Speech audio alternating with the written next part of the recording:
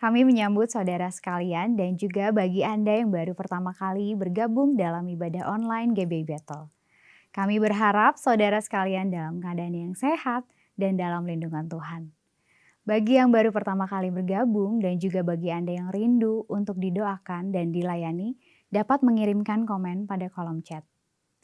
Sebelum kita mengikuti ibadah ini, mari kita meneduhkan hati, kita sama-sama bersatu dalam doa. Terima kasih Tuhan untuk kasih-Mu, kebaikan-Mu hari ini Tuhan. Kami percaya Tuhan kuasa-Mu nyata bagi setiap kami.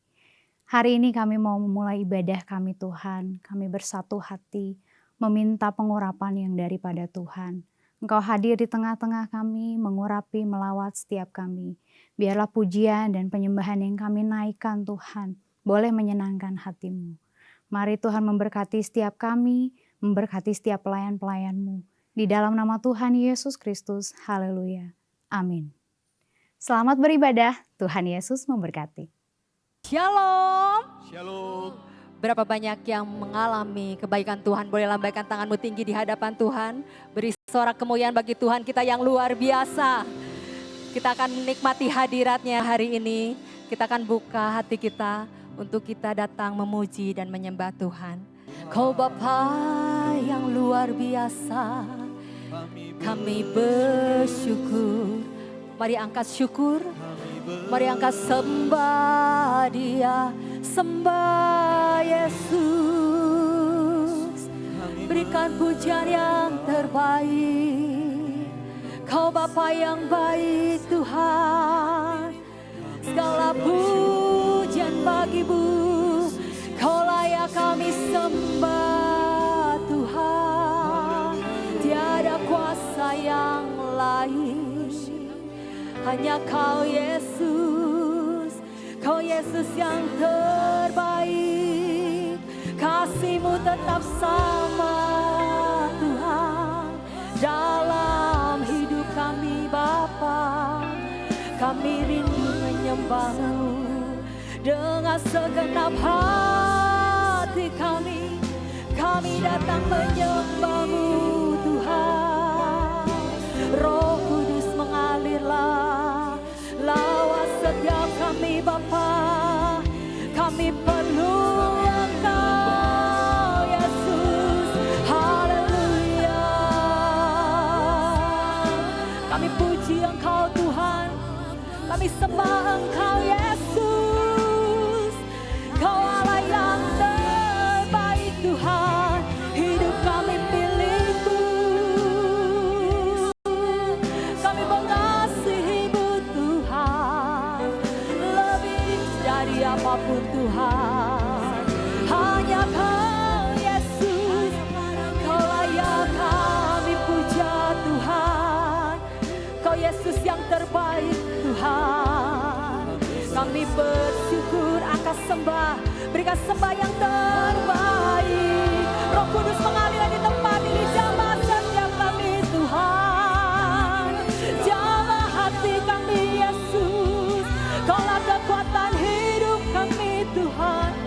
Kaulah pusat penyembahan kami. Bertatalah Tuhan atas setiap pujian kami Bapa. Kau yang terbaik Yesus. Kami bersyukur Tuhan. Kami bersyukur. Kau melihat umat-Mu Tuhan. Kami mengucapkan syukur yang terbaik. Hanya bagi-Mu Tuhan. Kami bersyukur. Terima kasih. Sikiralah barala barala barala barala barala barala barala barala barala barala barala barala barala barala barala barala barala barala barala.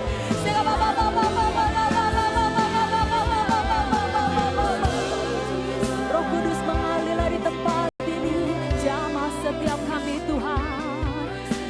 Kami rindu mengalami-Mu Tuhan dalam hidup kami. Terima kasih Bapa. Terima kasih Roh Kudus. Bahwa kami mengalami-Mu Tuhan. Haleluya. Terima kasih Bapa. Terima Terima kasih Tuhan Yesus yang baik. Kami mengasihi-Mu Tuhan. Kami rindu memuji dan menyembah-Mu. Karena Kaulah bagian yang terbaik dalam hidup kami. Hanya di dalam nama Tuhan Yesus. Sama-sama katakan, amin. Kami percaya kuasa-Mu masih tetap ada dalam hidup kami Tuhan. Kami tetap menyembah Engkau. Karena Engkaulah Tuhan Yesus yang terbaik. Ku ingin selalu dekat, mendengar suara-Mu Bapa, lebih dari segalanya.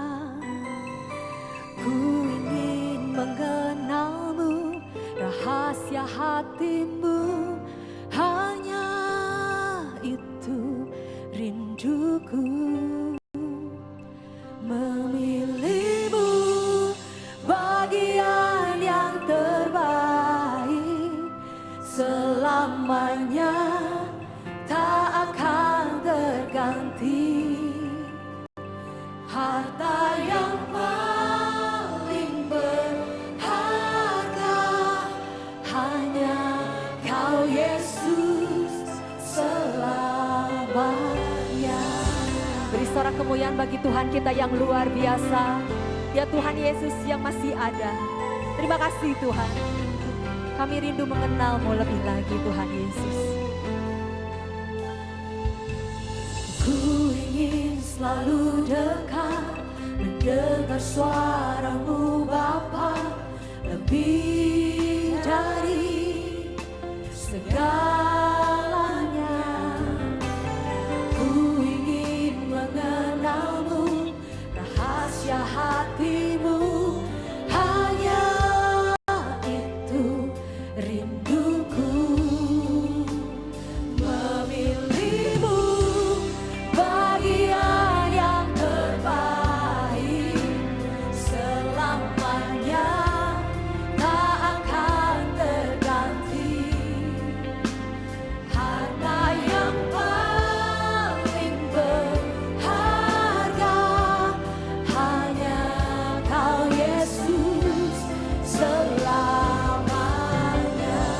Tak akan kutukar kesetiaanku, hanya Kau satu yang ku rindu.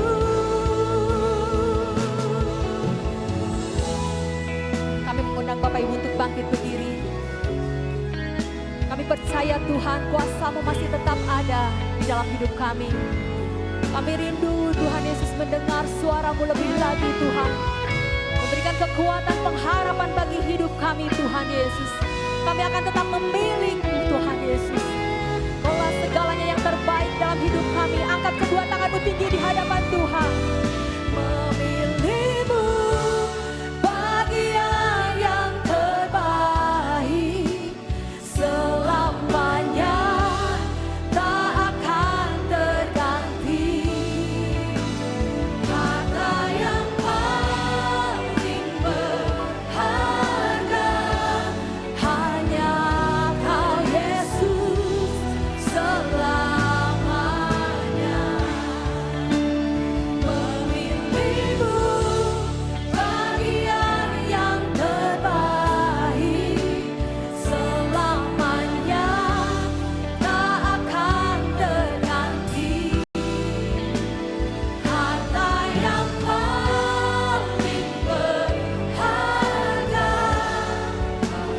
harta yang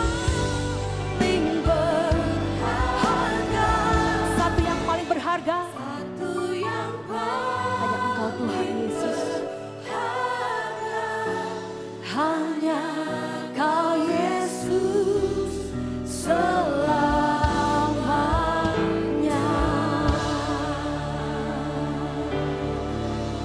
Kau Allah yang baik Tuhan, Kau yang terbaik dalam hidup kami Tuhan. Kami ingin memberikan pujian yang terbaik bagi Engkau Tuhan. Kaulah kekuatan kami, Amin. Kaulah pengharapan hidup kami hanya di dalam nama Tuhan Yesus. Sama-sama katakan, amin. Berapa banyak yang percaya bahwa Tuhan Yesus adalah kekuatan hidup kita. Boleh lambaikan tanganmu tinggi di hadapan Tuhan. Beri sorak kemuliaan bagi Tuhan kita yang luar biasa. Haleluya. Kaulah kuatku Tuhan.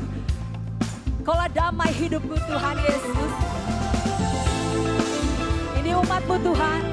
Kami menari bagi Engkau, bersuka cita. Come on.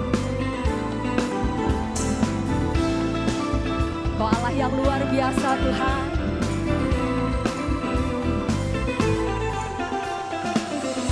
Meskipun musuh di depanku, rintangan menghadang langkahku, ku tahu sungguh Engkau bersamaku, Engkau bersamaku.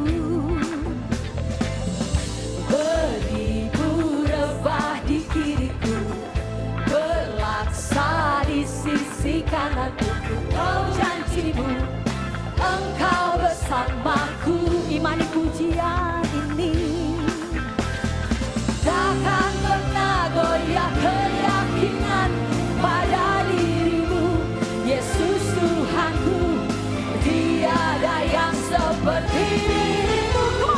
Kaulah kuatku, kebanggaanku, gunung batu dan keselamatanku, kuat tanganku, perlindunganku. Kaulah Allah sumber kemenanganku. Kita sorakan haleluya. Kami bersorak Tuhan.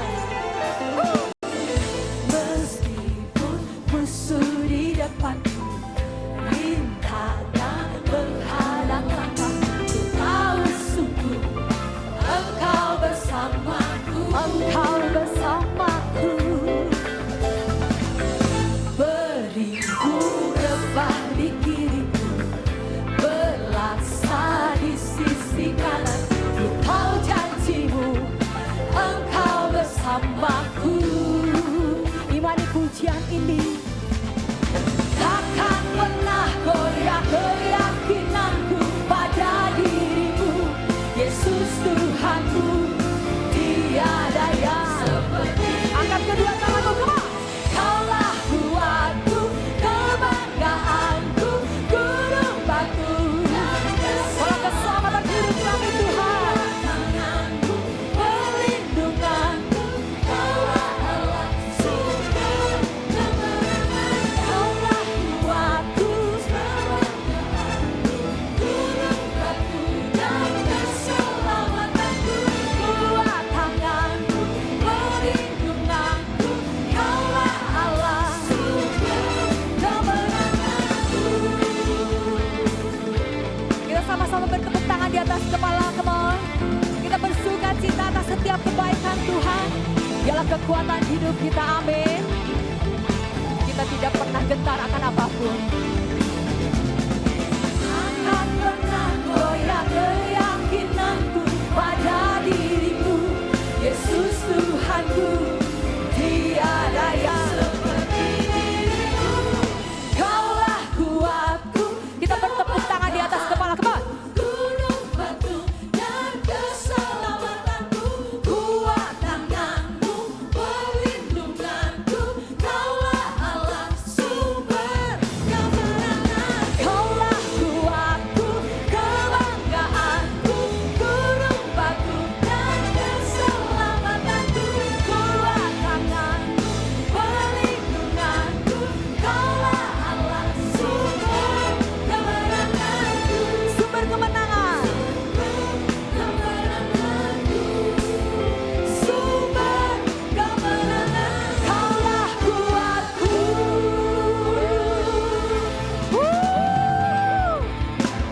Orang yang bersuka cita akan terpancar dari wajahnya, amin.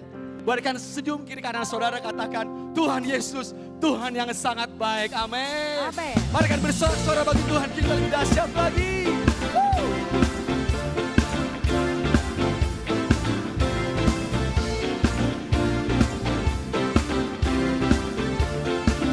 Mari sama-sama katakan. Nama yang berkuasa, nama yang mulia. Engkau yang berkuasa di bumi di surga. Mari lambaikan tangan bersorak, katakan.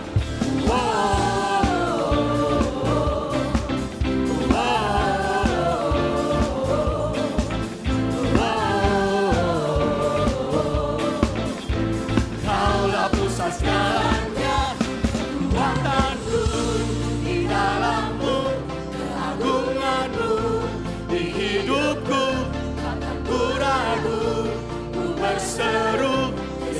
Kristus Tuhan. Berangkatan bersama-sama. Di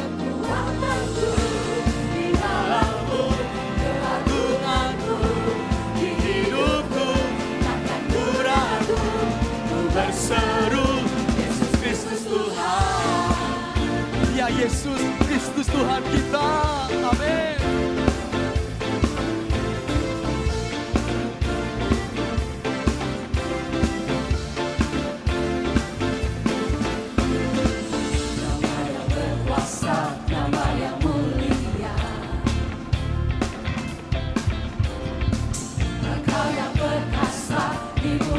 Surga.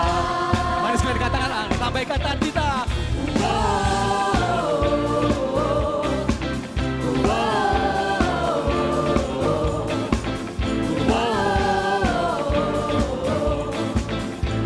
Kaulah pusat segalanya, kekuatanku, di dalam-Mu, keagungan-Mu, di hidupku takkan ku ragu, ku berseru, Kristus Tuhan, kekuatanku,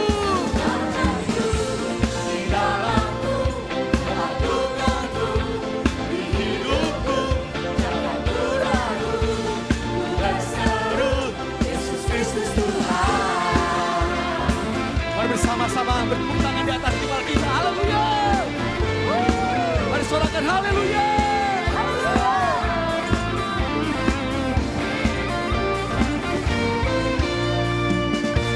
Katakan, mari katakan bersama sekali lagi katakan.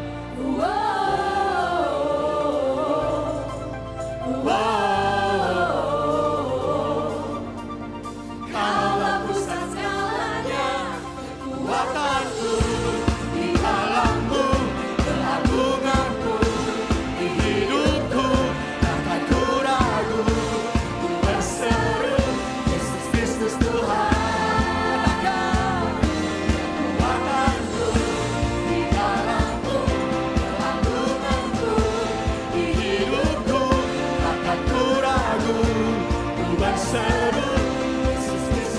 Harus sekali katakan kekuatanku, kekuatanku, di dalam-Mu, keagungan-Mu, di hidupku takkan ku ragu, ku berseru, Yesus Kristus Tuhan. Amin.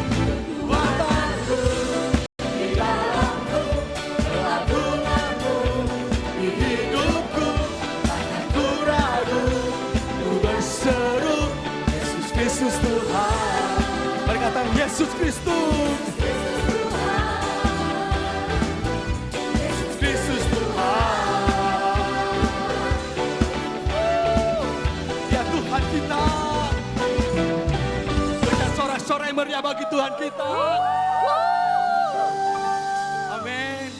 Saudara percaya kita hidup karena anugerah Tuhan. Amin. Karena kebaikan Tuhan yang tidak pernah terbatas dalam hidup kita. Mari silakan duduk Bapak Saudara. Kami kuat karena Engkau ya Tuhan. Kami bisa berdiri karena Engkau ya Tuhan. Kuatkan kami, teguhkan kami Tuhan. Kami percaya Tuhan. Kekuatan ekstra Tuhan berikan kepada kami Tuhan. Setiap umat-Mu pagi hari ini.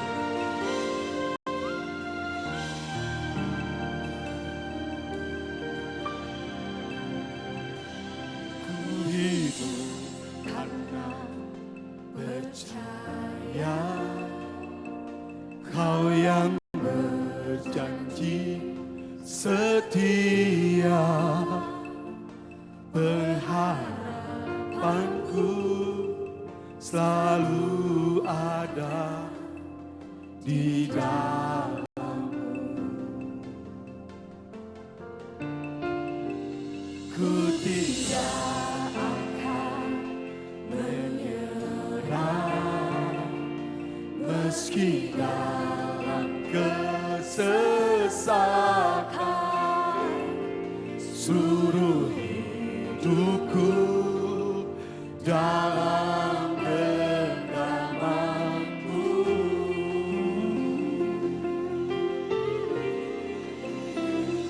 Aku punya Tuhan yang besar, yang telah berjanji dan sanggup menggenapi imanku bersepakat percaya kuasanya ku terima sekarang kemenangan dariku. Mari berikan tepuk tangan meriah bagi Tuhan kita lebih dahsyat lagi kan. Haleluya. Kami bersyukur Tuhan.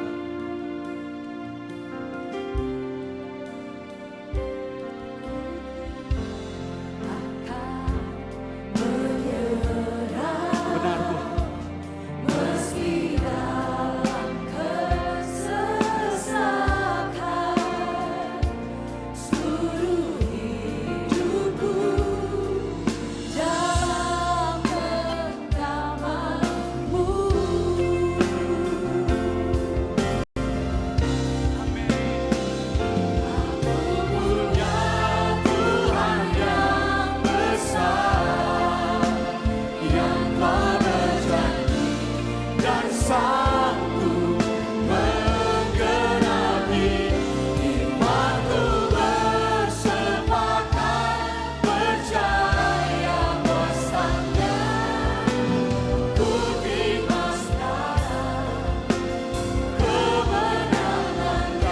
Mari sama-sama kita bangkit berdiri katakan.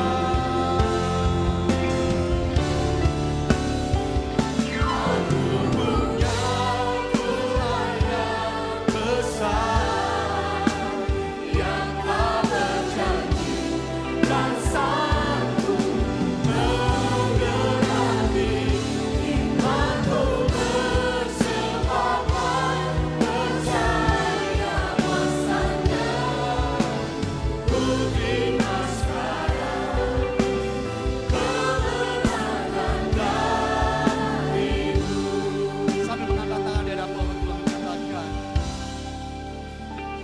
Aku punya Tuhan yang besar, yang telah berjanji dan sanggup menggenapi imanku bersepakat percaya kuasanya ku terima sekarang.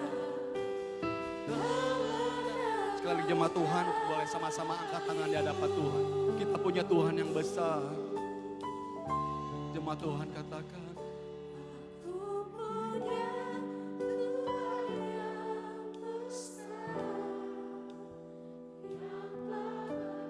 Yes.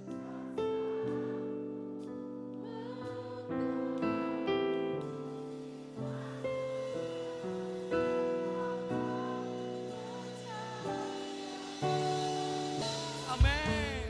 Ku terima sekarang kemenangan darimu.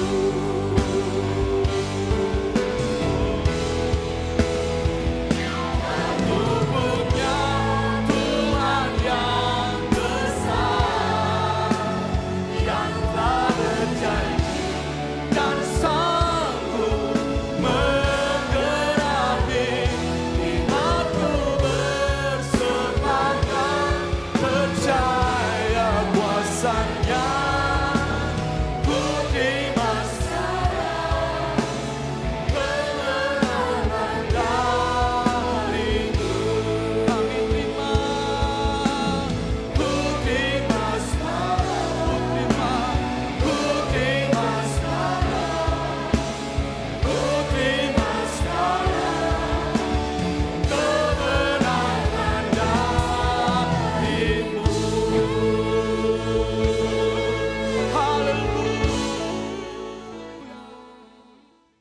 Kami bersyukur Tuhan buat hari ini, kami percaya Engkau bertahta atas setiap pujian kami. Saatnya kami mau mendengarkan sebagian dari firman-Mu, mari Tuhan mengurapi setiap kami, Engkau mengurapi hamba-Mu yang melayani dalam firman Tuhan hari ini. Kami percaya Tuhan kami boleh diberkati melalui isi hati Tuhan yang disampaikan oleh hamba-Mu. Di dalam nama Tuhan Yesus Kristus, haleluya. Amin. Shalom saudara sekalian, senang sekali saya bisa melayani Anda di dalam ibadah online ini. Dan hari ini saya akan menyampaikan firman dengan judul pelayanan yang berdampak. Saudara, setiap orang Kristen terpanggil untuk melayani. Seperti teladan kita, Tuhan Yesus Kristus. Dalam Markus 10 ayat 45 Alkitab berkata, sebab anak manusia juga datang bukan untuk dilayani, melainkan untuk melayani dan memberikan nyawanya menjadi tebusan bagi banyak orang. Saudara-saudara, kalau kita tidak melayani berarti kita tidak menjadi pengikut Yesus. Kita tidak meniru sikap hidupnya. Tapi kalau kita melayani berarti kita ingin menjadi serupa seperti dia. Dan ingatlah, pelayanan itu sebetulnya bukan beban tapi kehormatan. Kita diselamatkan saja sudah anugerah, apalagi dipanggil menjadi kawan sekerjanya. Karena itu hiduplah untuk melayani dan bukan melayani untuk cari hidup. Nah, motivasi yang paling benar untuk mendasari pelayanan kita adalah karena kita sadar kita sudah ditebus oleh Yesus Kristus.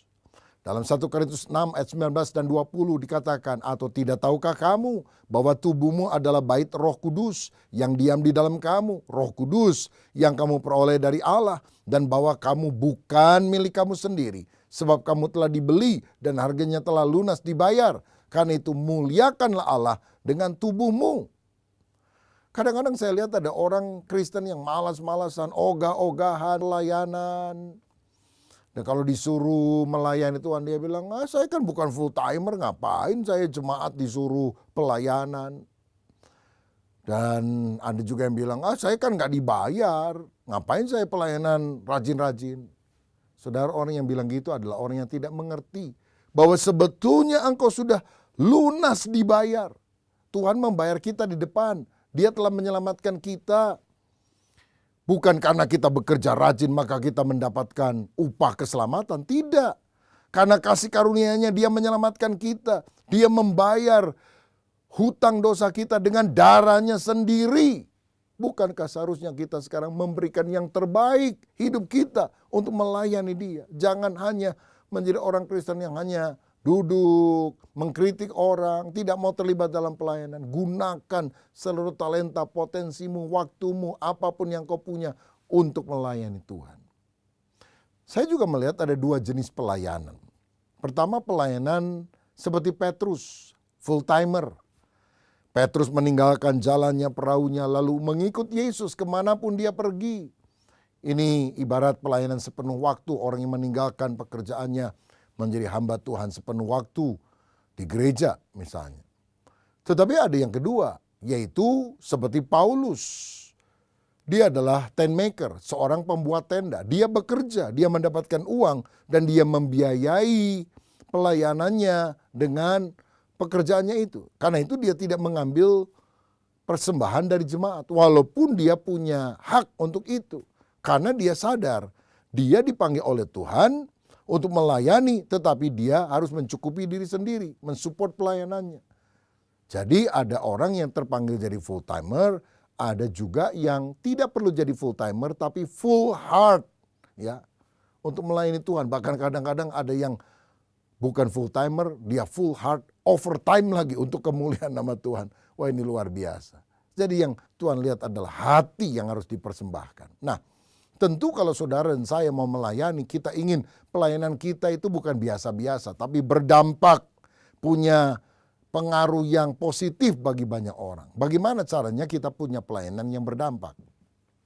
Mari kita belajar dari kehidupan Rasul Paulus, orang yang menanam banyak sekali gereja di abad awal dan kemudian menulis hampir setengah kitab di dalam Perjanjian Baru. Saya melihat ada 4 hal kalau kita ingin menjadi pelayan Tuhan yang punya pelayanan yang berdampak. 4P. Yang pertama, kita harus mengalami perjumpaan pribadi. Personal encounter with Jesus. Di dalam Kisah Rasul 9 ayat 3-6 dikatakan bahwa Paulus itu berjumpa dengan Tuhan di pintu gerbang kota Damsyik, di mana dia sebetulnya ingin menganiaya orang Kristen. Tapi Yesus nampak dalam cahaya yang menyilaukan mata dan berkata, Saulus, Saulus, mengapa engkau menganiaya aku? Lalu rebahlah dia ke tanah. Dia bertobat. Dia menjadi seorang Kristen yang sejati. Saudara, saya percaya bahwa pelayanan sejati diawali ketika si pelayan mengalami pengalaman transformasional, perubahan hidup yang dikerjakan oleh Tuhan. Tahukah saudara bahwa orang-orang sadar sekarang bahwa pendidikan sejati itu bukan cuma transfer informasi. Karena jika demikian, search engine seperti Google bisa memberikan jawaban lebih lengkap, lebih jelas daripada guru siapapun. Tapi tugas pendidik sejati bukan hanya transfer ilmu, informasi, tapi mentransformasi kehidupan. Sehingga orang-orang mengalami perubahan ke arah yang lebih baik. Begitu juga kehidupan kita. Kita harus mengalami perjumpaan dengan Tuhan. Pelayanan itu bukan untuk mengembangkan bakat, tapi lahir dari pertumbuhan rohani. Sehingga kita menunjukkan perubahan apa yang ada setelah kita lahir baru berjumpa dengan Kristus. Dan kemudian kita mulai jadi berkat bagi orang lain. Alami Tuhan terlebih dahulu, baru pelayanmu berdampak. Ada satu ungkapan berkata, you cannot give what you don't have. Engkau tidak bisa memberikan apa yang saudara tidak punya. Kalau saudara tidak pernah mengalami Tuhan, bagaimana saudara bisa membawa orang kepada Tuhan? Engkau harus mengalami sesuatu dulu dengan Tuhan, baru pelayananmu berdampak. Saya dulu anak pendeta, saudara sekalian, belum lahir saya sudah ke gereja ikut perutnya ibu saya. Tapi setelah saya lahir, saya paling malas ke gereja. Karena apa? Saya jadi Kristen, tapi saya tidak pernah mengalami perjumpaan dengan Tuhan. Tapi satu kali dalam sebuah retreat, Tuhan menjamah hati saya. Saya bertobat sejak itu. Saya cinta Tuhan, saya berkobar-kobar, saya beli Alkitab baru, saya baca setiap hari, saya garis bawahi ayat-ayat yang penting. Dan kemudian saya memberikan hidup untuk melayani Tuhan. Itu bukan karena disuruh orang, tetapi karena ada panggilan Tuhan, karena kita mengalami perjumpaan dengan Kristus. Paulus pernah berkata dalam Filipi 3 ayat 10, yang ku kehendaki ialah mengenal Dia. Saudara, dia bilang, aku paling ingin mengenal Kristus dan menjadi serupa seperti Dia. Kata mengenal yang dipakai di sini dalam bahasa Yunani berasal dari kata ginosko. Itu bukan berarti pengetahuan belaka.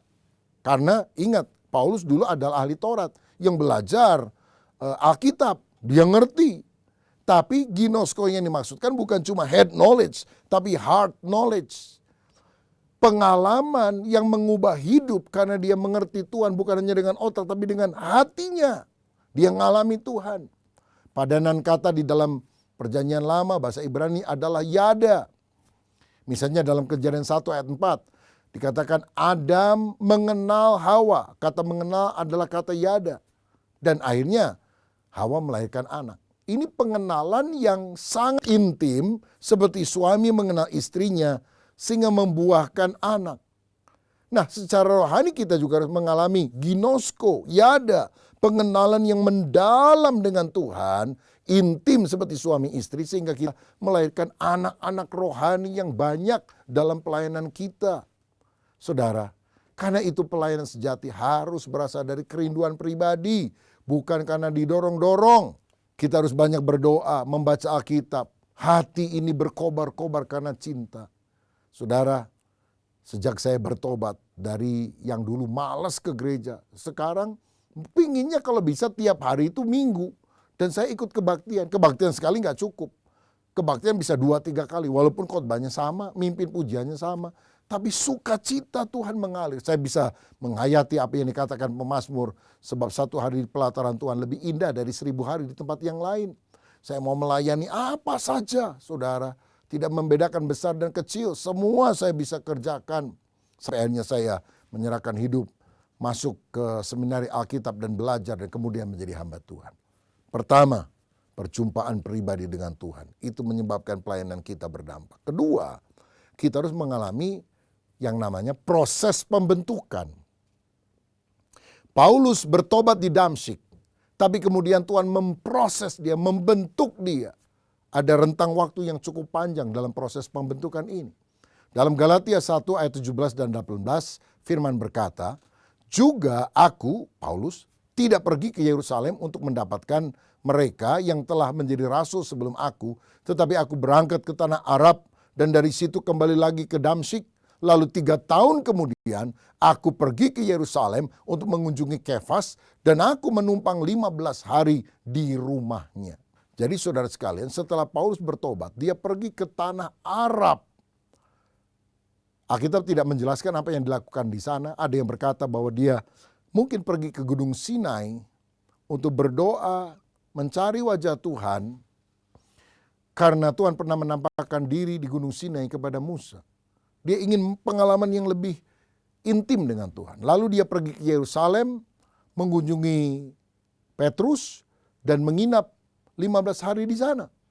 Nah, menurut Kisah Rasul 9 ayat 27, hal ini bisa terjadi karena Barnabas yang memperkenalkan Paulus kepada para rasul. Dan kemudian Paulus memberitakan Injil di Yerusalem. Tapi orang-orang Yahudi yang tahu Paulus yang dulu sangat membenci kekristenan kok sekarang jadi pro-Kristen, mau menangkap dia dan membunuh dia. Maka para murid kemudian membawa dia lari keluar kota dan dia pergi ke Tarsus, yaitu kota kelahirannya. Dan setelah itu tidak ada kabar yang dicatat dalam Alkitab tentang Paulus. Baru kemudian kita mendengar kabarnya lagi dalam Galatia 2 ayat 1.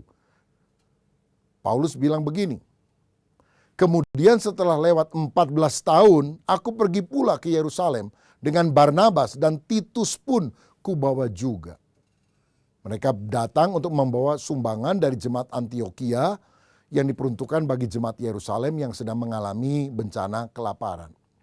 Jadi Paulus itu ada di Tarsus tanpa kabar mungkin 13 atau hampir 14 tahun. Tiba-tiba Barnabas datang untuk menjemput Paulus. Barnabas membimbing dia.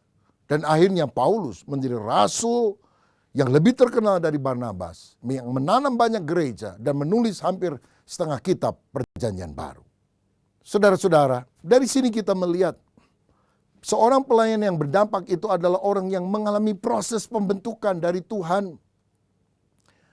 Yusuf dibentuk 13 tahun sebelum impian yang Tuhan berikan menjadi kenyataan.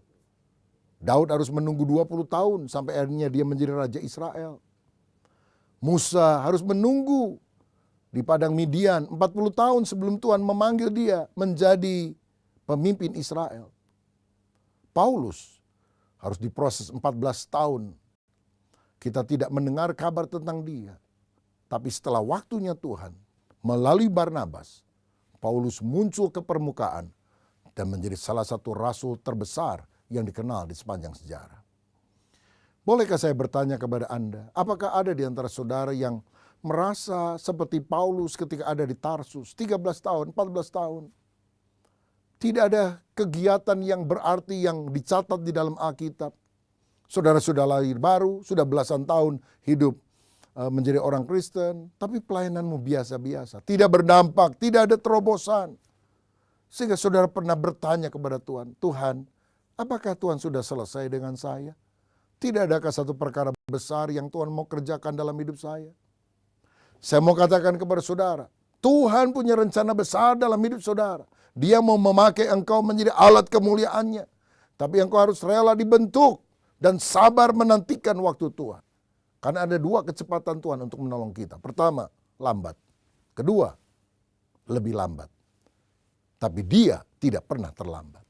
Dia sedang membentuk kita supaya gambaran Kristus, karakter Kristus ada dalam kehidupan kita. Dari sini saya juga belajar satu hal, bahwa sukses itu adalah ketika kesempatan dan persiapan kita bertemu. Tuhan yang membuka kesempatan, tapi kita harus mempersiapkan diri kita. Sehingga pada waktunya kita dipakai oleh Tuhan luar biasa. Ingatkah saudara, bahwa Yesus harus menunggu 30 tahun sebelum dia melayani kepada publik. 30 tahun dia ada bersama dengan keluarga, bahkan menjadi tukang kayu. Tapi dia sabar dengan waktunya Tuhan. Pelayanannya hanya 3,5 tahun. Tapi dampaknya luar biasa. Mari kita setia dalam perkara yang kecil. Taat kepada pimpinan Tuhan. Jangan berontak bahkan ketika Tuhan sedang memproses kita dalam waktu-waktu pembentukan. Kalau saudara lihat ulat untuk menjadi kupu-kupu, dia harus melewati proses jadi kepompong. lama, diem, nggak ngapa-ngapain. Dan kalau ada orang yang kemudian membuka kepompong supaya lebih cepat jadi kupu-kupu, malah mati itu saudara. Tapi kalau ulat ini sabar, tabah, ulet, dan akhirnya dia matang jadi kupu-kupu, dia akan menjadi kupu-kupu yang indah. Biarlah kita juga mengalami proses pembentukan Tuhan. Yang ketiga, kalau kita ingin menjadi pelayan yang berdampak, kita harus melakukan pelipat gandaan melalui pemuridan. Seperti Paulus, kita juga harus membagikan nilai-nilai hidup kita, kerinduan hati kita, keterampilan kita kepada orang lain. Dalam hal ini, Paulus punya anak rohani namanya Timotius. Dan saya percaya Paulus juga belajar dari Yesus yang mementori 12 murid. Sehingga pengajarannya, isi hatinya, misinya dia tuangkan kepada para murid. Sehingga ketika Yesus naik ke sorga, berita Injil tetap disampaikan, bahkan sampai ke seluruh dunia. Rasul Paulus yang mengikuti teladan Yesus juga pernah memberikan pesan ini kepada Timotius, anak rohaninya, dalam 2 Timotius 3 ayat 10. Tetapi engkau telah mengikuti ajaranku, cara hidupku, pendirianku, imanku, kesabaranku, kasihku, dan ketekunanku. Paulus menemukan orang muda, yaitu Timotius, dan memultiplikasikan dirinya kepada orang tersebut. Dia juga menemukan Titus dan murid-murid yang lain. Saudara, pelayanan akan berdampak kalau kita bukan hanya melayani program, tetapi kita membangkitkan orang-orang muda, sehingga mereka punya pemikiran, hati, dan kerinduan melayani sama seperti kita. Paulus pertama dimentori oleh Barnabas. Karena Barnabas itulah yang memperkenalkan Paulus kepada para rasul di Yerusalem. Bahkan kemudian hari, Barnabas inilah orang yang sama yang pergi ke Tarsus untuk mencari lagi Paulus yang sudah tidak ada kabar beritanya 14 tahun. Dan mengajak dia dalam pelayanan. Karena dalam Kisah Rasul 11 ayat 25 dikatakan, lalu pergilah Barnabas ke Tarsus untuk mencari Saulus, dan setelah bertemu dengan dia, ia membawanya ke Antiokhia. Jadilah seperti Barnabas yang bisa menemukan orang berpotensi dan mengajak, bahkan mendorong dia dalam pelayanan. Hasilnya akan sangat dahsyat. Paulus lebih dipakai Tuhan dibandingkan Barnabas. Paulus lebih terkenal, tapi kita perlu jadi orang seperti Barnabas. Mungkin ada orang-orang muda yang masih karakternya kurang baik dan sebagainya. Tapi engkau melihat dengan kacamata Tuhan, melihat dengan hati Tuhan bahwa dia punya masa depan yang baik kalau dia bisa berikan seluruh hidupnya bagi Tuhan. Dan kalau engkau memuridkan dia bisa menjadi seperti Paulus yang dipakai Tuhan. Dari nobody menjadi somebody untuk kemuliaan nama Tuhan. Saudara-saudara, mungkin kita bisa temukan orang-orang seperti itu dalam ibadah di gereja, lalu kita ajak di dalam kelompok sel, mungkin 10 orang. Tapi kemudian kita mulai terlibat dalam pembicaraan pribadi, meluangkan pikiran, gagasan hati kita, dan kemudian kita ajak dia magang. Kalau kita pelayanan, biar dia ikut. Akhirnya dia melihat apa yang kita lakukan, dan akhirnya kita bisa memultiplikasikan, menggandakan kehidupan kita melalui orang lain. Saudara-saudara, itulah pelayanan yang berdampak. Dan yang keempat, yang terakhir, pelayanan yang berdampak, tujuan utamanya adalah mencari perkenanan Tuhan, bukan manusia. Itu yang dikatakan Paulus dalam Galatia 1 ayat 10. Jadi bagaimana sekarang? Adakah aku cari kesukaan manusia atau kesukaan Allah? Adakah aku coba berkenan kepada manusia? Sekiranya aku masih mau mencoba berkenan kepada manusia, maka aku bukanlah hamba Kristus. Saudara, pelayanan yang berdampak karena tulus motivasinya untuk kemuliaan nama Tuhan. Tidak cari tepuk tangan, pujian manusia, tapi cari perkenanan Tuhan. Semua orang bisa bilang, kamu hebat, pendeta besar, orang Kristen yang saleh, jadi penyumbang yang paling hebat di gereja ini. Tapi kalau Tuhan bilang, aku tidak kenal kamu, habis kita. Tapi walaupun orang menghina, tapi kalau Yesus berkata, baik sekali perbuatanmu. Oh, itu adalah hal yang sangat kita rindukan dalam kehidupan. Cari perkenanan Tuhan, bukan perkenanan manusia. Saya akhiri dengan kisah ini. Ada seorang anak yang dari sejak kecil belajar piano dan akhirnya menjadi seorang pianis yang sangat handal.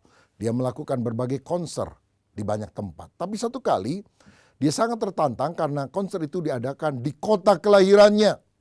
Dan ketika waktunya ada, hampir 1.000 orang memenuhi ruangan tersebut.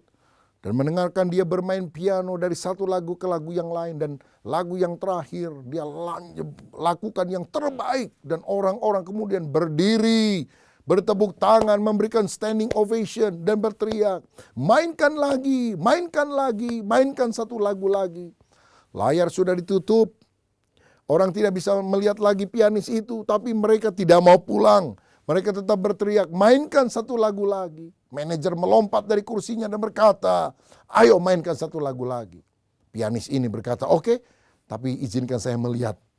Dia buka sedikit itu tirai yang ada dan dia perhatikan semua orang bertepuk tangan berdiri. Tapi dia tutup lagi, dia bilang, saya nggak jadi memainkan satu lagu lagi. Karena saya melihat di balkon ada seorang kakek tua yang tidak berdiri dan tidak bertepuk tangan. Ketika manajer lihat, dia bilang, ya aku lihat kakek itu.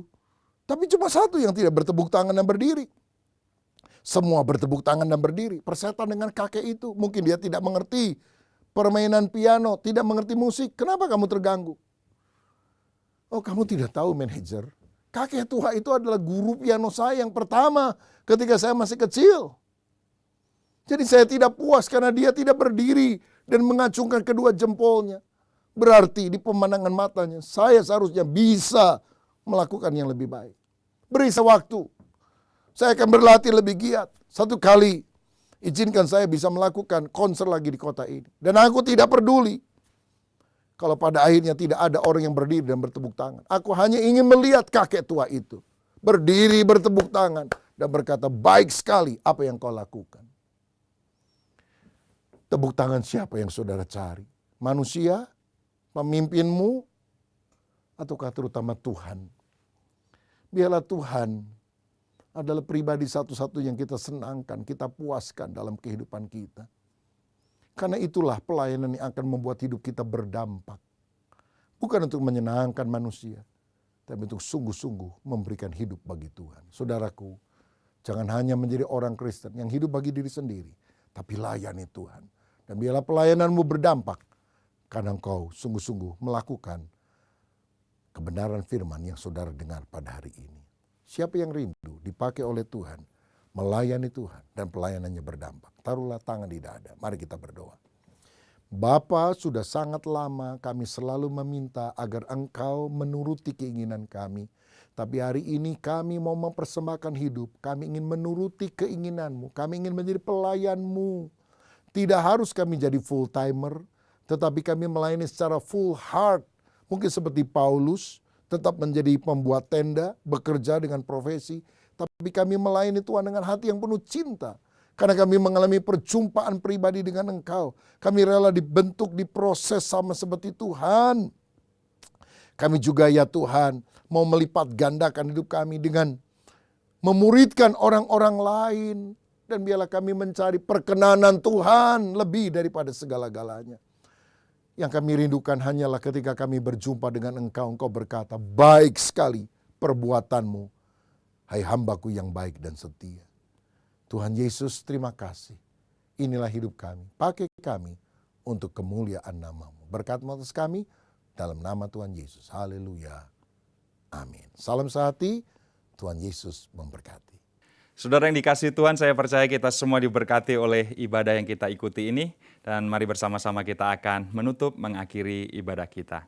Bapa Surgawi, kami menaikkan syukur karena pertolongan Tuhan dan urapan-Mu atas setiap pribadi yang sudah melayani kami melalui ibadah ini.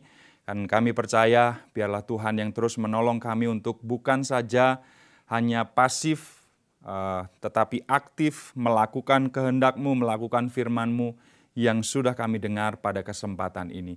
Jadikan setiap kami murid-murid yang setia, anak-anak Tuhan yang taat kepada apa yang menjadi suara Tuhan, dan berkat-berkat-Mu itu Engkau akan meteraikan di dalam hidup kami. Karena itu kami mengangkat kedua tangan kami sekarang, karena kami akan membawa berkat dari Allah Bapa Surgawi, kasih sayang dan karunia yang kekal dari Tuhan kami Yesus Kristus, juga persekutuan dan urapan yang senantiasa baru dari Roh Kudus, berkat Allah Tritunggal, yang kami terima hanya di dalam nama Tuhan Yesus Kristus. Semua kita yang percaya mari katakan, amin. Tuhan memberkati saudara sekalian. Saudaraku, seburuk apapun masa lalu kita, ketika kita bertobat, percaya kepada Yesus, lahir baru, Tuhan akan memberikan masa depan yang baru bagi kita. Saulus adalah seorang penganiaya jemaat yang merugikan banyak orang. Tetapi karena dia lahir baru, dia menjadi Paulus, rasul yang dipakai Tuhan luar biasa. Itu sebabnya mari kita tinggalkan kehidupan lama yang penuh dengan dosa. Bertumbuh di dalam pengenalan akan Tuhan, dipimpin oleh Roh Kudus, sehingga kita menjadi alat bagi kemuliaan Tuhan.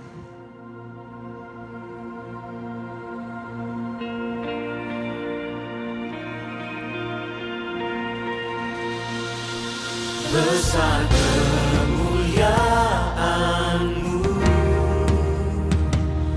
Kau limpahkan bagiku. Mataku tertuju padamu, Yesus, Kau kemuliaanku.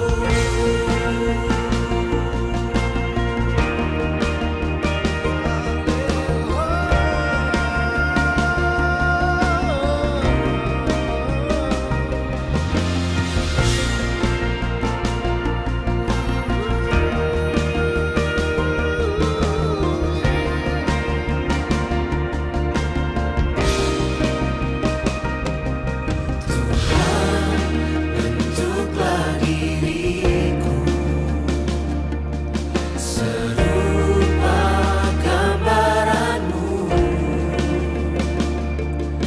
Yesus, pakailah hidupku bagi kerajaan-Mu. Telah aku lupakan semua di belakangku, dan ku arahkan hidupku kepada panggilan-Mu. Besar kemuliaan-Mu, Kau limpahkan bagiku. Mataku tertuju padamu, ku persembahkan hidupku. Ajaib perbuatan-Mu, Kau nyatakan bagiku. Mataku tertuju padamu, Yesus, Kau kemuliaanku.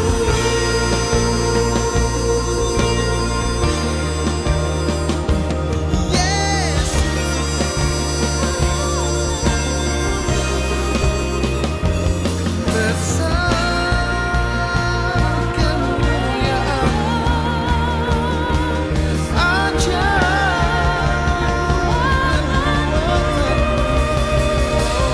Engkau layak dipuji, Engkau layak dimuliakan.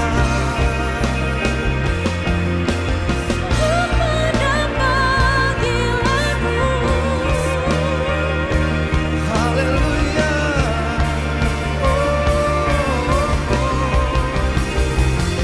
Besar kemuliaan-Mu, Kau limpahkan bagiku. Mataku tertuju padamu, ku persembahkan hidupku. Ajaib perbuatan-Mu,